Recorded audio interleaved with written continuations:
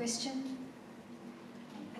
I had a pretty much overview. I think I want to kind of address that because I think that poverty is always been around. So what happened now? Like, why is it all of a sudden that we see the higher number of slaves available to people to be enslaved? I think let's put it that way. And I think we have to look at about a global economy and how the global economy has affected and created a bunch of people who can be taken advantage of. Like all of these, I mean, with the global economy that changed, it's like early 90s, with the World Trade Organization and the policies of international monetary funds, with the rules that they put in place for countries to be able to get loans, one of those effects was you can't just provide basic needs to your people because that's considered communism and we can't do that. So we have to think about poverty coupled with other issues.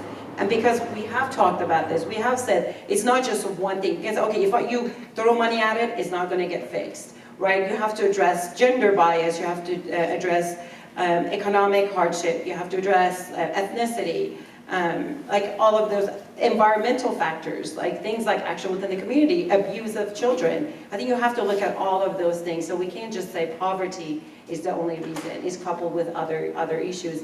And I don't really know, maybe Mr. Snowden can address that about how would things change on the ground if this was happening to affluent areas, to affluent children, or adults, whoever this is happening to, what would happen in those cases. And I really don't know. I don't know, maybe some of you can address that. So, trafficking in the Midwest, which I can address, happens to the youngest victim in Oklahoma in the last 6 years was 7 years old. The oldest victim was 72. Foreign nationals account for about 10% of our population, or our victim population. We've got victims who were middle school dropouts, and we've got 3 so far with master's degrees. Guys, you're gonna get me preaching here in a minute. It's not about, poverty is, of course, one of those environmental factors, obviously, makes you vulnerable. But can you be rich and vulnerable?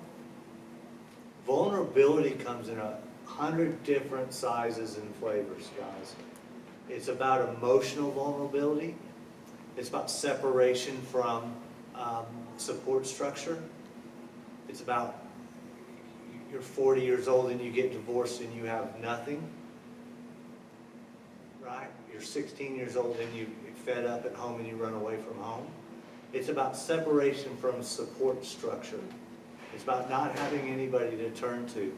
And that can look like somebody who is economically deprived or somebody who has money, right? So in our experience in the Midwest,